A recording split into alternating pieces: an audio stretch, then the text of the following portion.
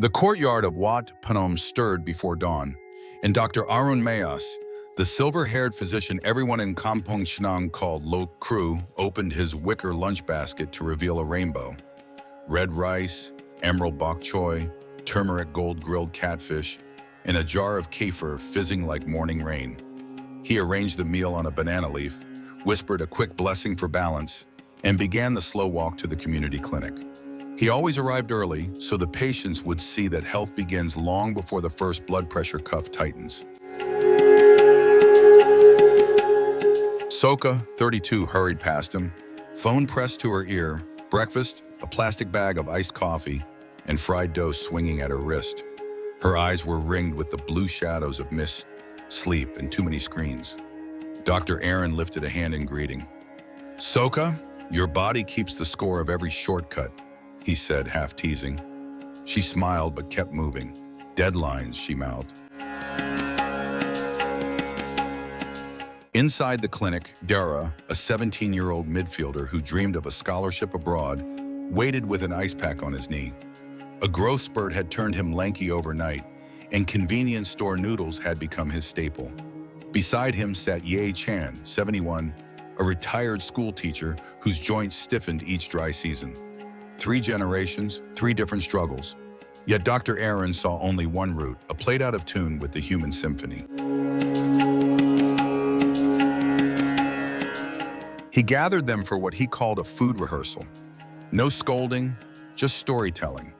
He spoke of the body as an orchestra in which macronutrients form the rhythm section, complex carbohydrates drumming steady beats, lean proteins plucking bass lines, healthy fats adding mellow saxophone riffs, while vitamins, minerals, fiber, and phytonutrients paint melody and harmony.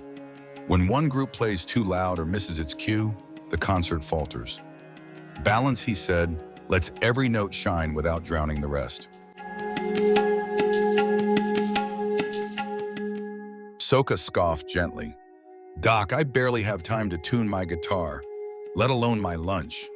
Dr. Arun handed her a small glass jar layered with overnight red rice, chia, coconut milk, and diced dragon fruit. "This took me 6 minutes last night," he said. "Tomorrow it will take you 5. He turned to Dara and showed a plate divided into 4 equal sectors, one brimming with licorice green morning glory vines stir-fried in garlic, one with charcoal striped sardines, one with sweet potato cubes dusted in cinnamon, and one with papaya cubes. Protein repairs your muscles, antioxidants cool the fire, and slow carbs refuel the engine," he explained. Dara traced the sectors with a finger, as though memorizing field positions. Ye Chan asked about her aching knees.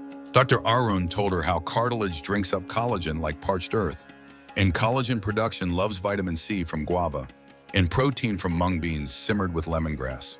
He demonstrated a simple broth. It's steamed scented with ginger, nature's ibuprofen.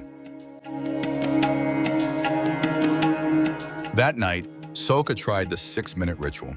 She measured red rice into the rice cooker, poured coconut milk over chia seeds, and diced fruit between replying to emails. It felt absurdly easy. The next morning, her breakfast glowed magenta beneath the office fluorescent lights, and colleagues stared as though she'd stolen sunrise from the sky. She tasted nutty, creamy, sweet, and felt, for the first time in months, full without fog. Dara logged his meals in a notebook like match statistics. 3 days of balanced plates and his knee swelling retreated. He noticed quicker sprints, clearer concentration in class, and a peculiar calm replacing sugar-spiked jitters. Ye Chan brooded the ginger broth each afternoon, sipping slowly while rereading favorite poems. The stiffness thawed. She found herself walking to the market instead of hiring a moto. A vendor asked if she had a younger twin. Dr. Arun visited each of them, refining menus.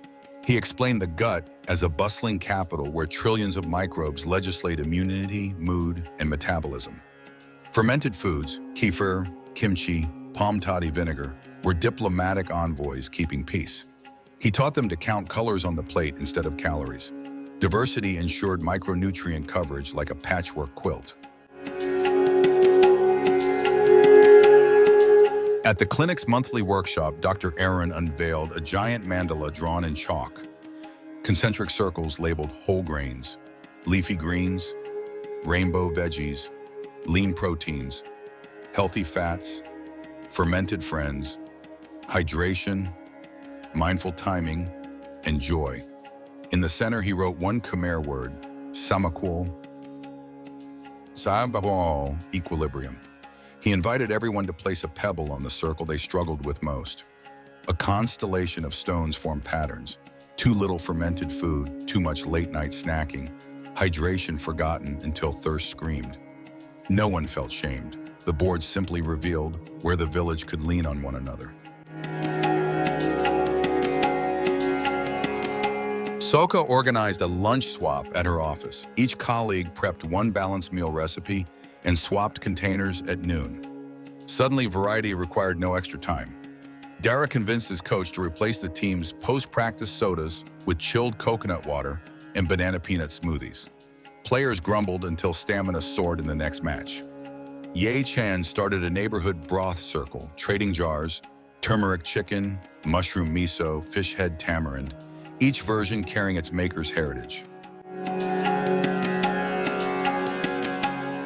Weeks flowed. Blood tests told stories lab technicians rarely saw. Soka's triglycerides dropped, Dara's iron climbed, Ye Chan's inflammatory markers slid into peaceful ranges.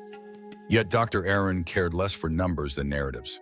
He noted how Soka laughed louder, how Dara listened when his grandmother spoke, how Ye Chan's eyes sparkled like pond water at dawn. One humid evening, a storm knocked out power. The clinic filled with lantern light. Arun gathered everyone and spoke of ultra-processed foods, of marketing that paints sugar with halos, of stress that drives late-night raids on salty snacks. He did not demonize. He named stealth ingredients, refined oils, emulsifiers, stealth sugars, as thieves of balance. They are strong, he admitted, but culture is stronger. He described blue zone villages where elders gardened, chewed slowly, and viewed meals as rituals of gratitude. He introduced the idea of nutrient synergy. Tomatoes plus a drizzle of cold-pressed sesame oil unlock fat-soluble lycopene. Beans sprouted for 72 hours, triple vitamin C. Turmeric needs black pepper's piperine to ride into the bloodstream. Food was never just fuel, it was a chemistry set designed by evolution. The rainy season passed, leaving rice paddies emerald and sky washed clear. Soka's company launched a wellness challenge, and her team's color-coded plates presentation won first prize. Dara captained his school team to a regional championship. Journalists asked about his training secret, and he pointed to his meal plan taped inside his locker. Ye Chan taught children to plant moringa trees whose leaves could outshine multivitamins. Arun watched these ripples spread. He thought of the global headlines proclaiming the rise of high-protein foods, gut health tonics, and alcohol-free mocktails, as if science had just discovered what tradition always knew.